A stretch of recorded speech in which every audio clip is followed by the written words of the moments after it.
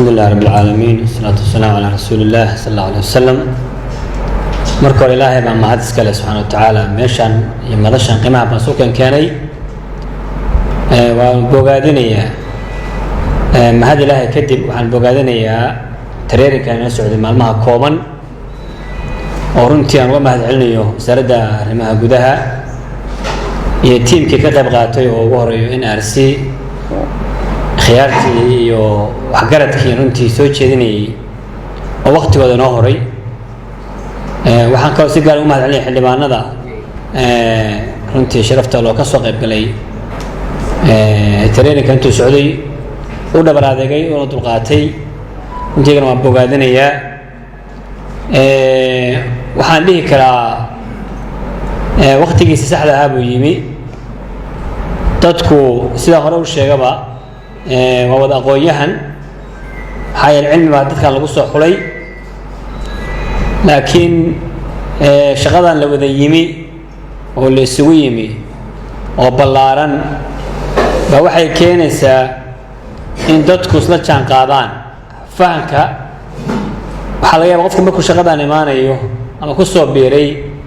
inuu qofba faham gooniha ka haystay anaa ugu horreeyo maalintii ugu horreysay markaan meeshaan imaanayay faham gooniha ka haystay qof kastoo iga dambeeyana waa sidaas oo kale laakiin qofba maalin buu wax fahmaya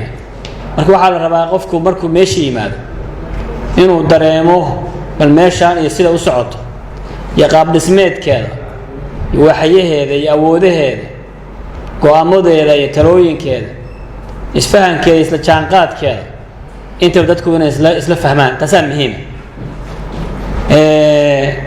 waxaa laga yaabaa dadku markii shaqada la isugu yimaado waana wax dhaca qofku inuu shaqo uusan lahayn faraha la galo miduu leeyahayna qof kala haysto miduu leeyahayna uu ka dulboodayo uusan ogeynba inuu leeyahay waxaa laga yaabaa mid kale inuu wixii iska xambaarsado oo masagu inuu leeyahay iyo wax ka maanaa iska leh waxa marka waxaa kala hagay cilmiga kala hagaya waxaa laga yaabaa qofkaas awoodo badan uu lahaa inay ka maqan yihiin laakiin uusan ogeyn meesha kaga maqan yihin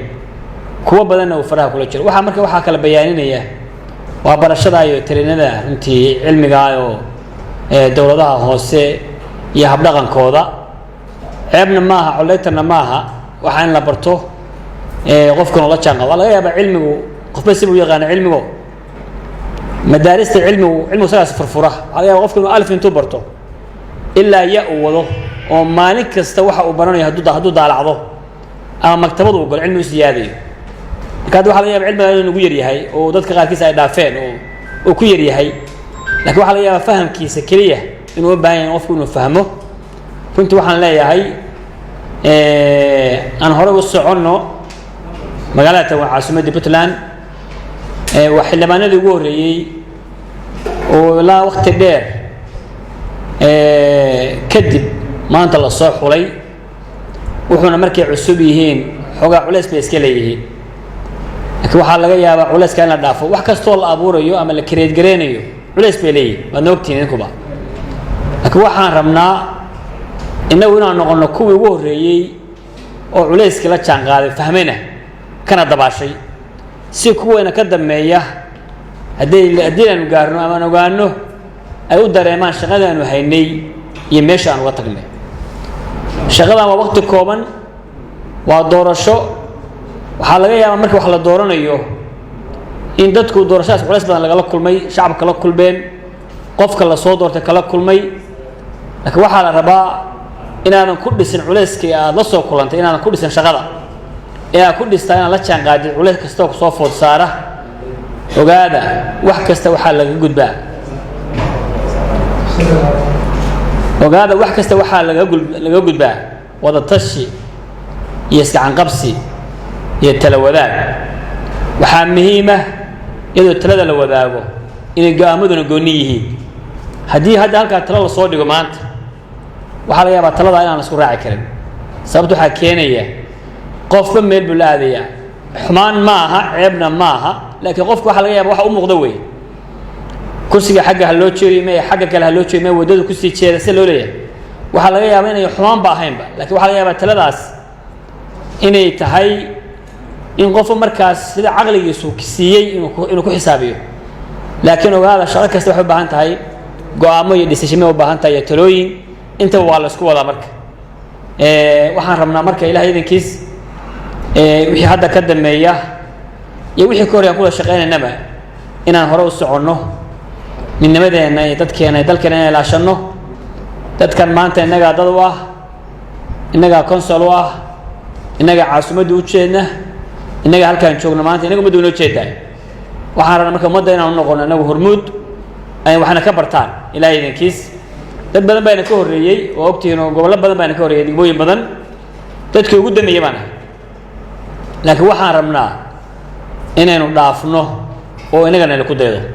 وإنه هرمود نقولنا لهذا تبى شوي دهان وروح عن قرب وكسر نوك بان نقطة أما يشان أما سميسان رنتي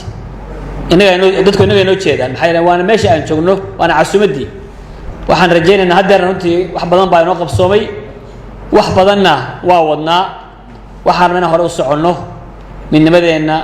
يشغلنا يولا نبذنا با إن نقطة هل يونيت وسكحرا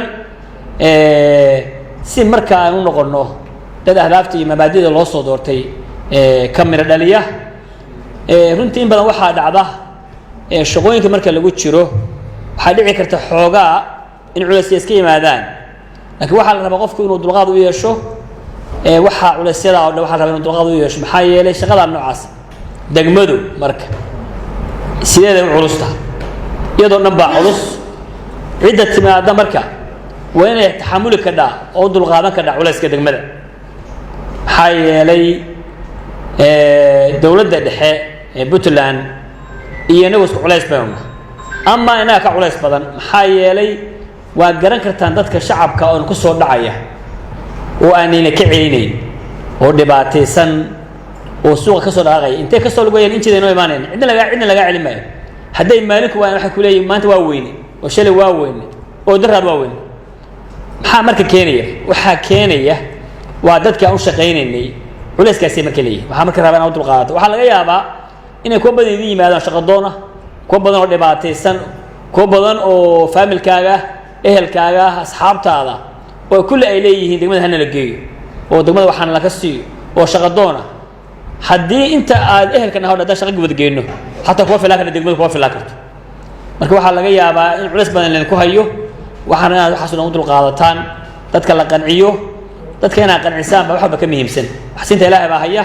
laakiin qancinta iyo walaalnimada waxba ka weyn walaal ma hayo raaliga ahaw ana degmada ka warqaba ii soo noqo xilmaana badan hadda yimaado runtii igala xishooda inay i weydiiyaan arrimahaas waxaana keenayay degmadii ba ogyihiin awal waxa laga yaabaa si kale u haystay marka hore laakiin hadda markay arkeen waxay dareemeen culayska saaran degmada tan iyo runtii dakhliga hadday noqon lahayd hadday tabar kala noqon lahayd hadday tusaale kala noqon lahayd inay dareemeen waxa culayska saaran degmada tan marka aad baad u mahadsantihiin runtii way idin bogaadinayaa intii hadda aan wada shaqaynaynay shaqo wanaagiina iyo hufnaantiina iyo dhalinyarnimadiina runtii waa bogaadinayaa waa laga yaabaa marka qaabkii wax iska dhacaan laakiin wax weyn maaha shaqada wax iska leedahay kuleelka iska leh culays iska leh laakiin wax weyn maaha dadkan ehel weeye walaalo weeye waana waxa kan maanta la isugu yimaado wax bari laga wada tagayo laakiin waxa ka muhiimsan wax dadku yahay iyo waxa gobolka yahay iyo waxa degmada tahay wax bayna ka muhiimsan aan hore u soconno hal la iscafiyo gacanta hal la isqabsado tala wadaagna hal la noqdo intaasaan jeclahay walaalaha inaan runtii ku baraarujiyo khibrada waxaan leeyahay maxamed caato iyo cismaan iyo khiyaartii kaleba waa mahadsantihiin odayaal baa tii hadda muddo badan soo shaqeynayo allah idin sharfo intaa ka badan baan ka baahnaa degmada kusoo dhawaada